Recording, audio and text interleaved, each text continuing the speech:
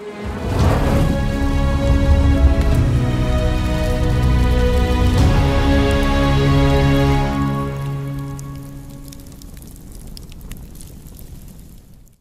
everybody, and welcome back to another episode of the Second Age Show, where today we have some quite exciting scoops for the Rings of Power Season 2. So we've actually got 4 of them today, so we've got quite a lot to get through. And joining me on my far left, in fact, is Strider. Hello there, my friend. Hello, my friend. I'm very happy to be here for this one. Some of my favorite characters will be featured here. Perfect. Looking forward to that. But then also, we have Cathy in the middle. Hello there. Hi. Oh, crap. My sleeve is so long. Okay. Nice being here again. I was on vacation, so I missed this. The last few, yes. So yeah, we have Misty. So welcome back. And I think I'm back after a while as well, because I've been sitting at the last few. So yep, great Indeed. to be participating as well. So I think not much else to say now. I've forgotten how to do this because it's been so long. I think we should just get right into the first one. Strider, do you want to lead the way with that? Yeah, let's go. So, the first bit of news for tonight. During the sack of Eregion, Galadriel will be in the city trying to help save the elven residents and get them to safety before the city is overrun. Ooh. So I guess first off, this confirms the sack of Eregion, but we kind of already knew that from the drone photos. So that's not really a leak in itself for like people like, you know, getting angry that we've leaked that because you already know it's going to happen. But so we now know that Galadriel will be in the Eregion walls, at least when Eregion is falling. So that's an important thing to know. And it seems like she is maybe not, if the battle's happening outside on the edge where we know Elrond, Adar, etc., all them are, and Arondir, that means while that's all happening, does that mean she might not be at the Eregion wall? And while that's being attacked, she's going to be inside the city. I'm not sure what to make of this. Cathy? It sounds to me that, you know, like a Eregion battle is going to be probably separated in several different, you know, like storylines, as is usually the case with big battles. We've seen that in Return of the King. You had Pelennor Fields, and then on Pelennor Fields you have several segments like Elwin and Merry, and then Eomer, and you know, like and Theoden, and you know, like and some other other storylines that were connected with that one, such as Aragorn with those green ghosts, whatever. That nobody likes, you know, like, and so it seems to me that, you know, like that part where she is helping the citizens is just one part of the whole thing, you know, like, and there's going to be where other people fight or do whatever else. But what I want to say is that I actually like that we have a scoop where she is doing something positive and not the usual girl boss thing, because I mean, like times are changing, you know. Barbie is a huge hit, and it doesn't have a girl boss character. It has a very relatable, likable, you know, like sweet, feminine character who helps people.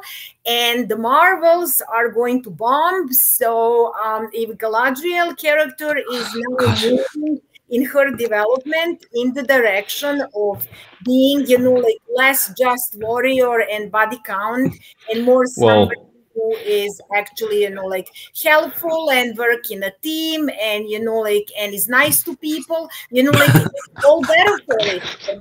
Well, there goes our Disney Plus cooperation. Thank you, Cathy, very much for that. Well then. Yeah. You know the Marvels. Shame for that.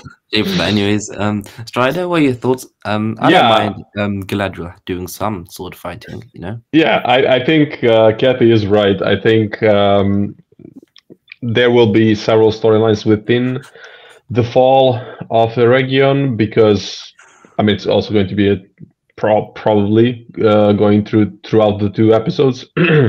So that's one thing. I agree on that, and as well the fact that Galadriel will be having a story arc, and she needs to get from the Galadriel we saw in the first season to the Galadriel we see eventually during the Lord of the Rings, during the War of the Ring events. So this is probably going to be a scene that I guess will be mirroring in some way what was happening in that what was it? That's Tir fair. Harad in the first season. So Interesting. yeah. No. So that's an interesting point, actually. You guys are basically saying that this is a bit of character development. We're seeing her character progression because she's not on the front lines fighting, is she? She's helping people. She's caring about, you know, the elven people within a region and letting them go to safety. So that shows maybe a bit of a change. So that rashness that we saw in season 1, her now just thinking about, you know, what actually is the best thing to do now in this scenario? Is it to get these people safe? Of course, if the city's being overrun, she's still gonna have to fight orcs to like. I guess we'll 100% still see that because she's not gonna get them to safety by just like running and, you know, dodging. Because they'll face at least one orc on the way. But I think, yeah, it's an interesting character change, and maybe that's the last that she gets them to Elrond, and that's how Elrond ends up taking them and forming Rivendell, linking to one of our previous scoops. So I think that's quite an interesting thought as well. But any final ones on this one? Just if I can say something, I'm not sure that, you know, like this is going to be like total development in that direction, you know, like yet. Probably she is going to fight, and we know that, you know, like I guess she was involved in something, or, you know, like she might be, you know, like it doesn't matter. What I'm saying is that audience is getting tired of that stereotype of yes, queen slay, you know, like only warrior and nothing else, you know, like, so give us a rounded character who is, you know, like who is like more like a character and not just an action figure. That's what I'm saying. Yeah, I mean, to be fair, more it nuance is what you're trying it is also possible that she might be helping them by protecting them. It might be like a mix of, you know, like her doing the fighting and the support at the same time, you know, like leading the people and so on. So yeah, I mean, I agree. I hope I hope this is a scene that they really get into and give her something to work with, specifically to give the actress some cool material to work with, not just make her. I agree. Don't just make her you know, a bland action heroine. Exactly. Yeah. But that's speaking of that, Harry, do you wanna maybe read the second exclusive? For sure. So the second one this is quite a interesting one. On the battlefield, Galadriel is locked in a cage. There's a scene where she is being poked with an orc spear and it draws blood which runs down her neck. Wow. What do you guys make of this? Seems pretty brutal. Strider, you laughed there, so you want to take your first? I mean, I'm just laughing at the contrast between the first and the second bit of news. It's like, oh, so Galadriel is helping everybody else. Oh, so boom, she's in the cage and is cut by an orcish spear. I don't know. It's interesting to imagine something like this. This is like, it's not necessarily, you know, breaking the canon and all of that. I mean, I guess we can argue these events are literally a couple of sentences. That's all the descriptions we have regarding the fall of Eregion. But you would imagine that, you know, at some point, we would read somewhere, you know, Galadriel was captured by orcs in this battle, but luckily she was saved by whatever. I don't know. It's interesting. I think. Honestly, I don't know what to think. It's just going to be a very interesting scene to see Galadriel in a situation like this. And as well, also, we haven't really had main characters, at least not those really like fighter characters, which this Rings of Power Galadriel is. We haven't had those characters really trapped in such a way. So that's going to be interesting dynamic to see on the screen. And actually, this just came to me. What if I don't know how this connects to everything else we know about everything else, but what if this ends up being some kind of like a mirroring scene towards the compared in relation to the scene from the first season when Adar is captured by Galadriel? Just a thought, but yeah, I'm not sure what to think about that. What about you, Cathy? Okay, so what I'm going to say is going to be unpopular opinion, but say it eloquently is the main thing.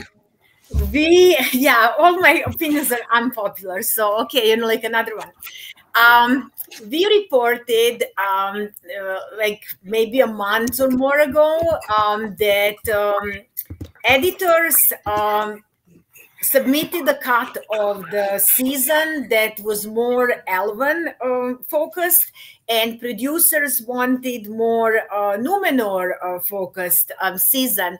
And between then and now, we found out that Numenor option won, and there are more Numenor scenes included or included back because they were deleted.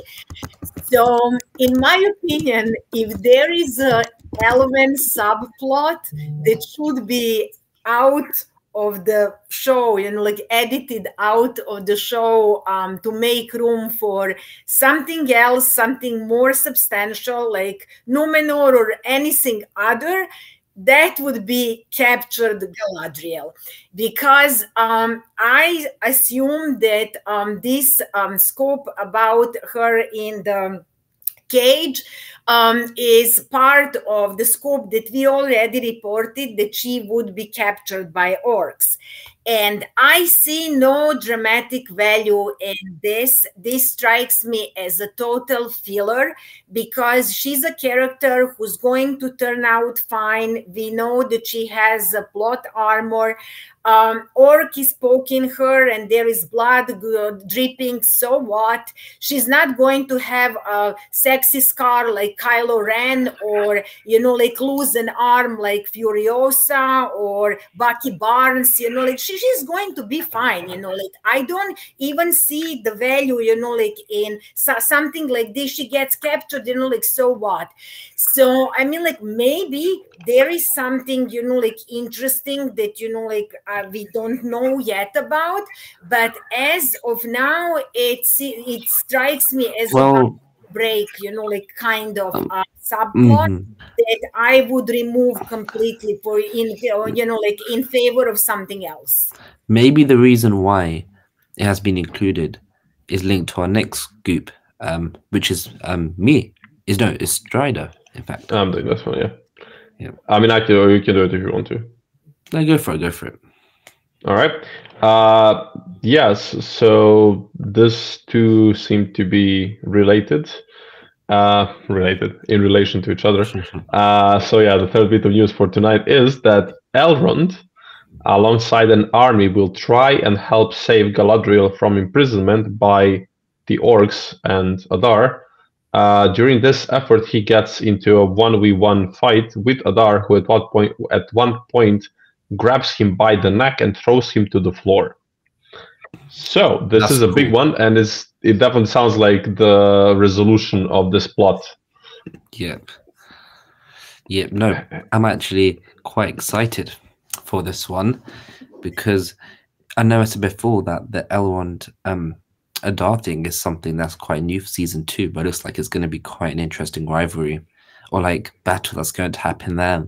So I'm really, it's nice to see Galadriel's best friend Elrond going to try avenge her or save her, but then in fact maybe it leads to this confrontation, which is uninteresting. So I'm quite looking forward to this.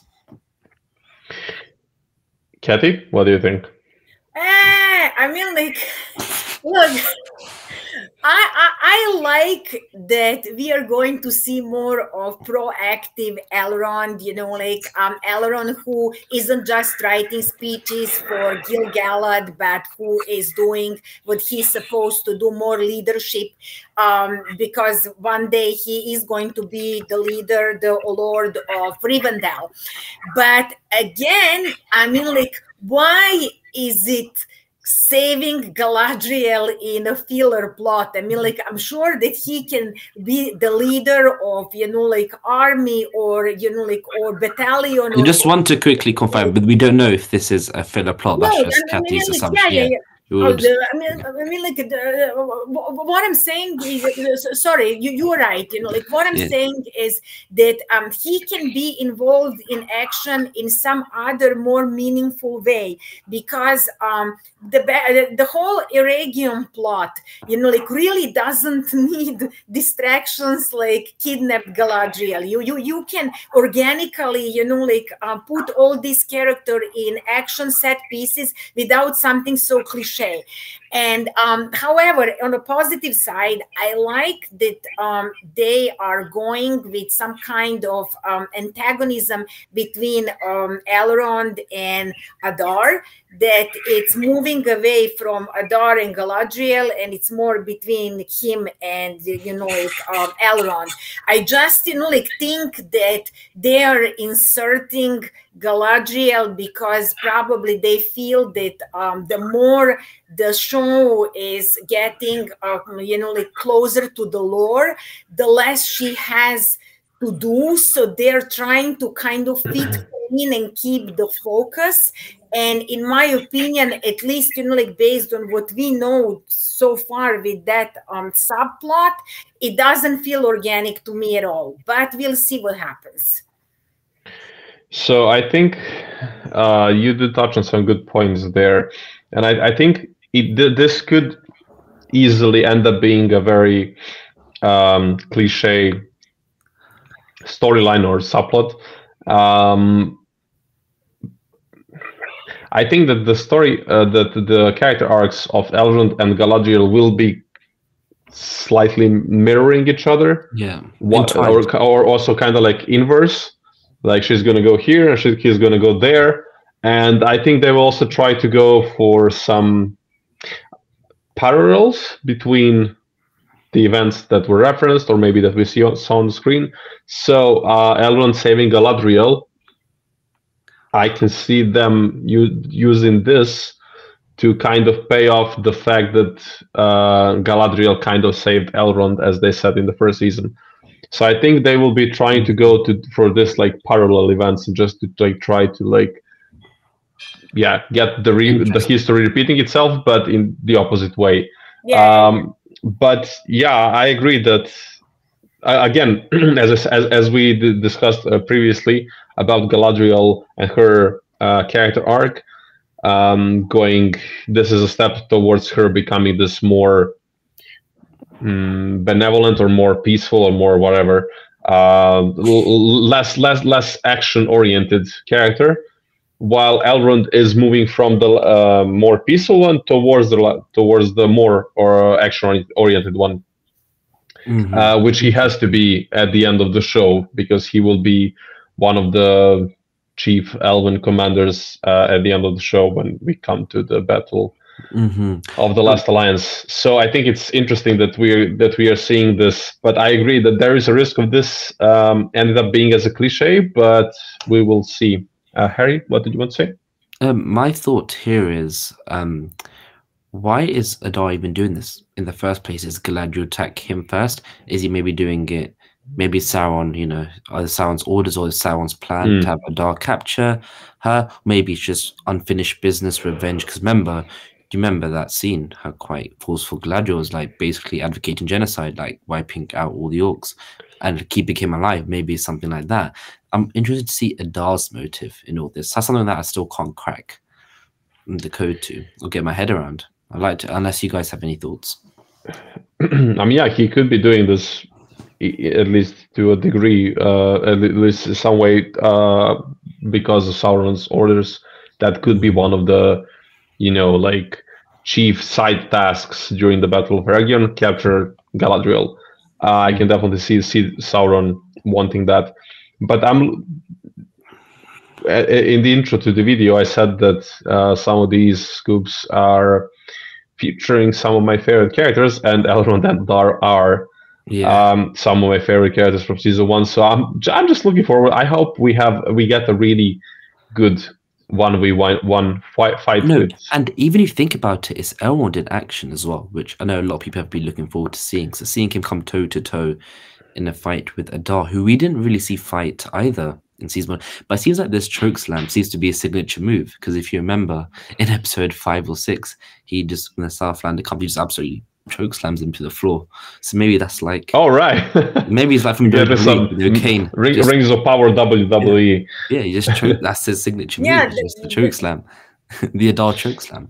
Yeah, that's you know, signature, you know. Like, you are right. You know, like Adar didn't fight, you know, like much either or at all. I mean, like I forgot the details, but he wasn't like, you know, like super warrior character, like more like leading from the rear. But in this season, we know now about that, you know, like this confrontation, and we also have that one with. Trebuchet working. Yeah, right. Okay, so it's like I pronounced it properly. You know, like we have that action scene between, you know, like these characters as well. You know, like so. Yeah. More action for Adar and Elrond coming up. I think that it's interesting to theorize who will win this fight, because. I could see that in this particular moment in the story of the show, Adar, if I had to make a bet, I would say that Adar is the more experienced fighter than compared to Elrond. So I think it would be interesting if this fight doesn't finish with Elrond winning, but still they somehow manage to prevail as a group, like, you know, like the army. Generally comes in and swoops and wins, maybe, and manages to like push away Adar and his force, and then they still win.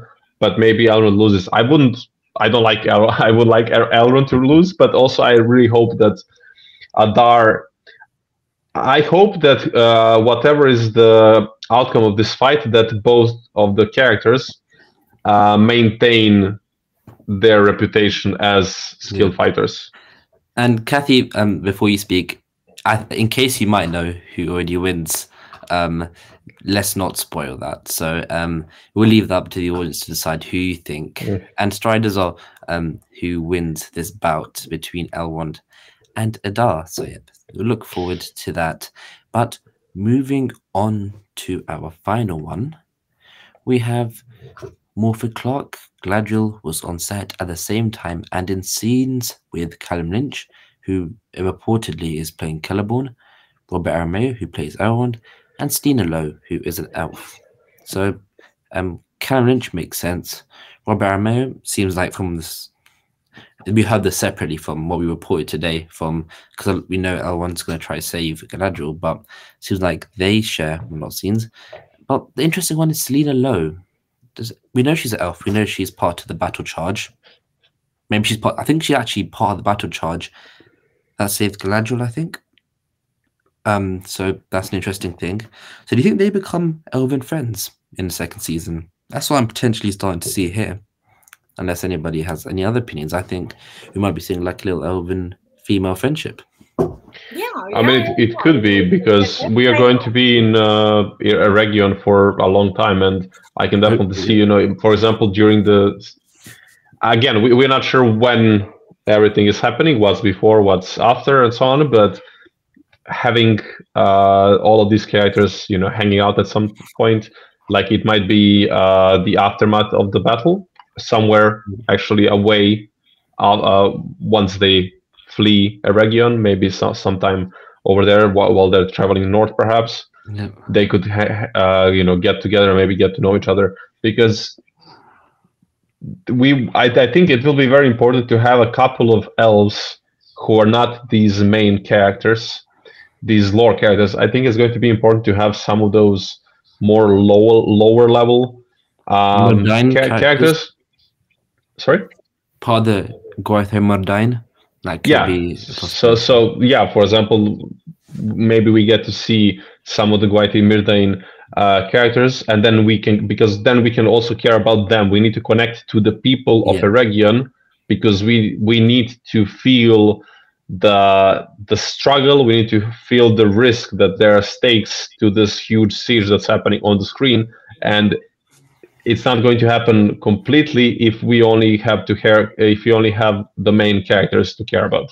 So I'm hoping that, yeah, we get to see these connections and bonds being formed between the main cast and these maybe side characters. For sure, for sure. Cathy, any final thoughts? Yeah, I agree with Strider, because even though as fans, right, like when we hear the word OC, you're like, like, but OC serves their purpose, because canon characters have plot armor until they don't. Well, those That who is true. like Isildur and like Elendil, like when their time comes, like plot armor is going to disappear. But until then, they have plot armor. But OCs are unknown to us. Their fates are unknown. That's actually a very good point. Never thought of it like that before. And it's very important that we care for them, because we don't know what's going to happen to them. Like they bring that dramatic suspense, like on the show, assuming that we care. If you don't care, then there is no suspense, like, but assuming that we care, like that's very, like, that's a good thing to have characters that, like you are not, you whose fate is unknown to you, and you are on the journey with them, like you fear for them, like you cheer for them or boo them, depending on which side they are on, like, so that's important. And another thing that I want to say, like previously I said, like that I'm getting tired of girl boss, Yas Queen Slay stereotype, and audience apparently is too. But I don't mind Selena Law being warrior character, because if one thing, like annoys me more than anything, it's when you have only one special woman like Galadriel and no other, like, so Elven society in this new version, like Amazon version, could have been, like men and women, like warriors, Galadriel's squad from season 1 could have been, like 5 men, 5 women, like that, like being a female warrior is a normal thing. Like, let's say Navi in James Cameron Avatar movies, there's that kind of society, like both men and women are hunters, warriors, like do other stuff, like, but here you only have that one special warrior, like among everyone else, but the chickens out. So that's why, like I like that, like Selena Law is going to be in the battle, if for anything, but that Galadriel isn't the only one special, like. But other than that, I hope that we are going to have female friendship, that it's real female friendship. It isn't like, whatever, like, but, like just, like girls talking girly stuff, like that sort of thing. Yeah. Yeah, no, sounds good, sounds good. And of course, it's like to reiterate, if you do like he asks Queen Girl boss off, that is fine as well. That's like no, it's fine, of course. Yeah, that's fine. Yeah. But no, that's fair. You got your point across well. So I guess we'll leave it now to you guys. So yep, that was today's video. I think we got through it all quite well. I want to first thank Strider and both Strider. Sorry, I want to thank both Strider and Cathy for today. Thank you guys. And yeah, always a pleasure. Yeah, as always. Sure. And hopefully the next ones will be the big ones, potentially. So yeah, look forward to that. But until then, goodbye, friends. Bye-bye.